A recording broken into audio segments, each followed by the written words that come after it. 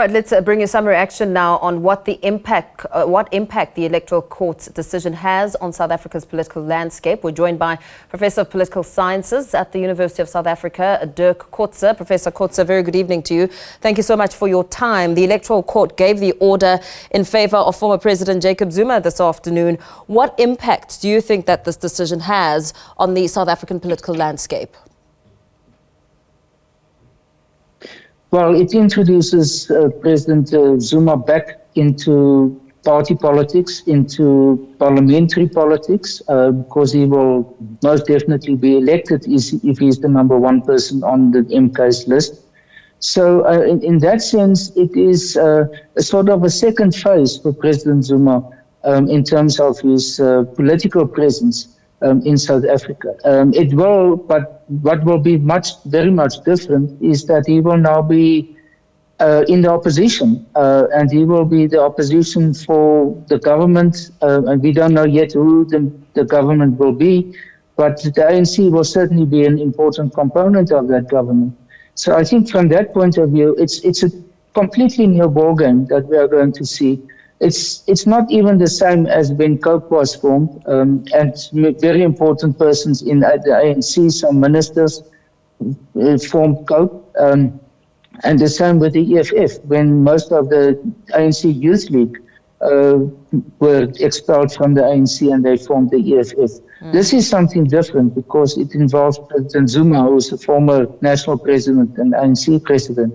Yeah, we've heard him speaking quite a great deal, saying that he's got unfinished business at the Union building, speaking about how he left before his term ended, and that, of course, as he says this, and as he is now going to be on the opposition benches, we know that his presidency was not smooth sailing. I mean, there were allegations of corruption and, of course, which is said to have collapsed some of the country's SOEs and cost South Africa's economy billions in rands. What are some of the expectations there as the former president ultimately could make a return to the National Assembly? Yes, he can, but not to the Union buildings. That is absolutely clear. He already served 2 terms. Our constitution is very direct about it, that the president of South Africa cannot serve more than 2 terms. Even in his case, where he left a few months before the end of his term, that doesn't make a difference. So in that sense, there should be no expectation or no discussion whether he can be a president again or not.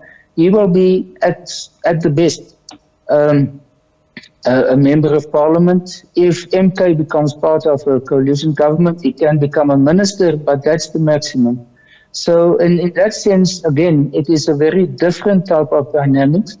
But I think what is something that we as the public must take into account is the fact that with his admission to become a member of parliament, it actually takes us back into a reconsideration of what happened during his time as president. And what we've heard lately is actually that his involvement, his responsibility for state capture is not so prominent anymore as it has been, for example, during the Zondo Commission period.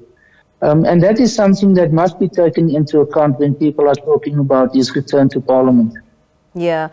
What we do know is that he's an integral part of the MK party. The campaign, of course, he's drawn large crowds and support for the party. In your opinion, how much of a threat is the MK party for the ANC? More so after hearing polls suggesting that the Zuma-backed party could emerge as the single biggest winner in the coming election, more so in KZN. Yes, I will start by looking at the national situation. I think the party will follow suit like what has been done by COPE in 1998, when they received 7%. The EFF, as also a party emerging out of the ANC, received 6% in 2014. So if the MK party receives around about 6, 7, 8% maybe, they will follow in the steps of these 2 parties. And I think this is more or less the trend that we can expect. When it comes to KwaZulu-Natal, it is very much a party of KwaZulu-Natal. To a lesser extent, a bit in Mpumalanga, there's lots of sort of crossover between the two provinces, so that is understandable. But in other provinces, the presence of MK will be at a very low level.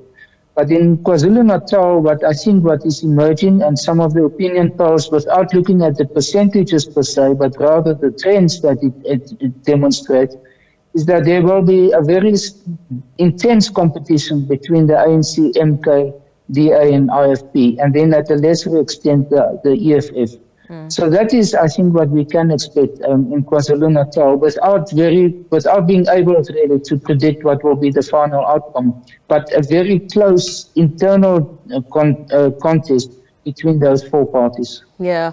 As you speak about former President Jacob Zuma, of course, we know that his legal woes are far from over. The Pietermaritzburg will be ruling next week on submissions made by the legal teams of State Prosecutor Billy Down, as well as journalist Karen Morn, around the former president. How does this now factor in his legal woes and his ambitions, of course, entering the union buildings? And I know you've dismissed that, but I mean, it's still his ambition. Yes, that is so. And I think depending on how the legal process is going to unfold, let's say for argument's sake he's found guilty and with a fine, with a sentence where there's no fine option of a fine involved, then he will become automatically disqualified as a member of parliament. And that is not because the IEC decided that. That is part of the constitutional dispensation. If there's no judgment, if there's no conclusion, or if he's acquitted, then obviously he will be able to continue.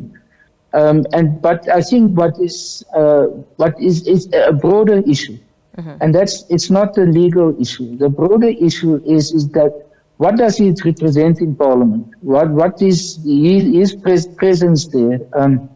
Given the history that we all know that was sort of displayed in front of the Zondo Commission, yes. And him being in Parliament, what does it say about the integrity, the quality of public representatives in general? And I think that public debate should continue, should start now after this announcement of today. Yeah. Very well. Thank you so much for weighing in on this discussion.